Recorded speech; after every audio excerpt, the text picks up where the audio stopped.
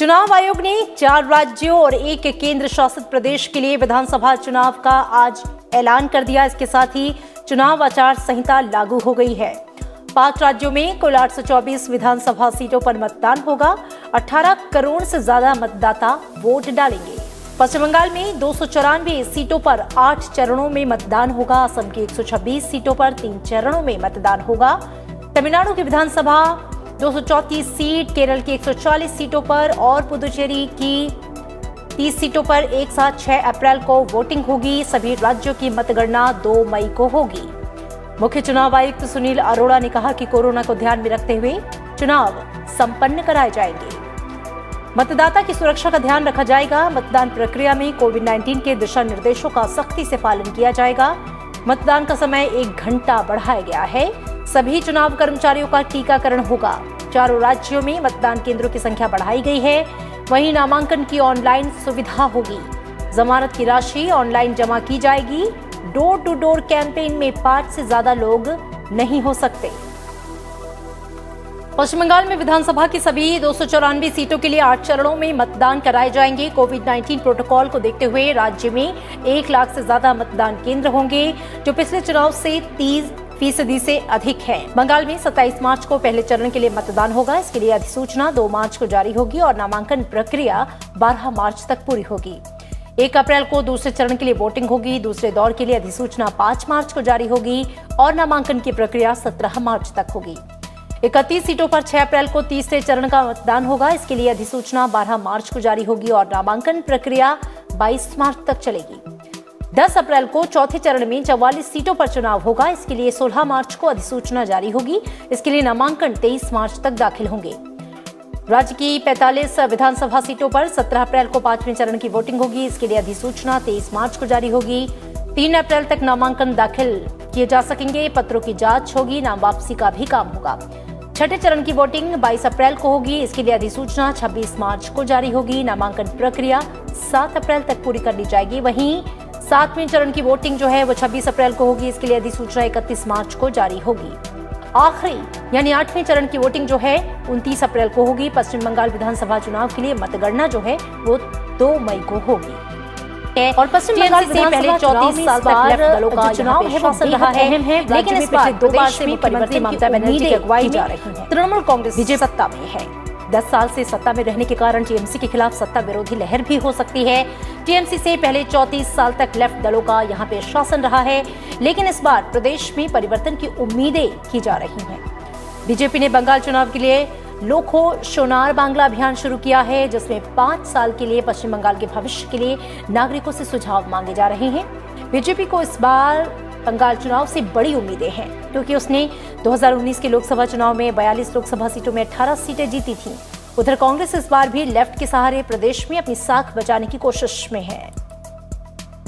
और असम की बात करें तो असम में 126 सीटों के लिए 3 चरणों में विधानसभा चुनाव होंगे। इसके लिए 33,000 से ज्यादा मतदान केंद्रों में वोटिंग होगी, जो पिछली बार के मुकाबले करीब 34% अधिक है। पहले चरण में 47 सीटों के लिए 27 मार्च को वोटिंग होगी। पहले चरण के लिए 2 मार्च को नोटिफिकेशन जारी होगा। यहाँ पर 9 मार्च तक नामांकन दाखिल होगा, जबकि 12 मार्च तक नाम वापस लिया जा सकेगा। प्रदेश के दूसरे चरण में 39 सीटों पर 1 अप्रैल को वोटिंग होगी। इसके लिए 5 मार्च को अधिसूचना जारी होगी। नामांकन दाखिल करने की आखिरी तारीख 12 मार्च है। नामांकन वापस लेने की तारीख 17 मार्च होगी। राज्य में तीसरे चरण के लिए 6 अप्रैल को वोटिंग होगी। केरल, तमिलनाडु और केंद्र शासित प्रदेश पुदुचेरी के लिए भी विधानसभा चुनाव की तारीखों का ऐलान कर दिया गया है। इन तीनों ही राज्यों में एक ही चरण में 6 अप्रैल को मतदान संपन्न होगा। केरल विधानसभा चुनाव के लिए 12 मार्च को अधिसूचना जारी होगी और 19 मार्च तक नामांकन दाखिल किए जा सकेंगे। 20 मार्च को नामांकन पत्रों की जांच होगी, जबकि 22 मार्च तक नाम वापस लिए जा सकेंगे। राज्य की 140 सीटों के लिए 6 अप्रैल को मतदान होगा। प्रदेश में कुल 40,771 पोलिंग बूथ पर वोट डाले जाएंगे। केरल विधानसभा का मौजूदा कार्यकाल 1 जून को पूरा हो रहा है। और तमिलनाडु की बात करें तो यहां भी एक ही चरण में विधानसभा चुनाव संपन्न कराए जाएंगे। इसके लिए 12 मार्च को अधिसूचना जारी होगी। 19 मार्च तक नामांकन दाखिल किए जा सकेंगे। 20 मार्च को नामांकन पत्रों की जांच होगी, जबकि 22 मार्च तक नाम वापस लिए जा सकेंगे। राज्य की 234 सीटों के लिए 6 अप्रैल को मतदान होगा। प्रदेश में कुल 88,936 पोलिंग बूथ पर वोट डाले जाएंगे। तमिलनाडु विधानसभा का मौजूदा कार्यकाल 24 मई को पूरा हो रहा है। वहीं केंद्र शासित प्रदेश पुदुचेरी में भी विधानसभा चुनाव के लिए 12 मार्च को अधिसूचना जारी होगी और 19 मार्च तक नामांकन दाखिल किए जा सकेंगे। 20 मार्च को नामांकन पत्रों की जांच होगी, जबकि 22 मार्च तक नाम वापस लिए जा सकेंगे। पुडुचेरी की 30 विधानसभा सीटों के लिए 6 अप्रैल को मतदान होगा। प्रदेश में कुल 1559 पोलिंग बूथ पर वोट डाले जाएंगे। पुडुचेरी विधानसभा का मौजूदा कार्यकाल 8 जून तक का है। हालांकि पुडुचेरी में कांग्रेस की सरकार गिर चुकी है और वहां पर राष्ट्रपति शासन लागू है। इन तीनों राज्यों की 404 विधानसभा सीटों पर भी पश्चिम बंगाल और असम के साथ ही 2 मई को वोटों की गिनती होगी। While deciding the elections, the Commission and our officials, we do try to accommodate, rather juxtapose all the local sensitivities in terms of festivals, fairs, as well as the movement of central forces, availability and movement of central forces. We cannot say that we make everybody happy by that, but we scrupulously try to, for example, avoid keeping an election in some states on Friday. That is and similarly we have taken care of Bihu, Holi, Vishu, Easter, Good Friday, Ramadan, all these things they have been kind of trying to take care.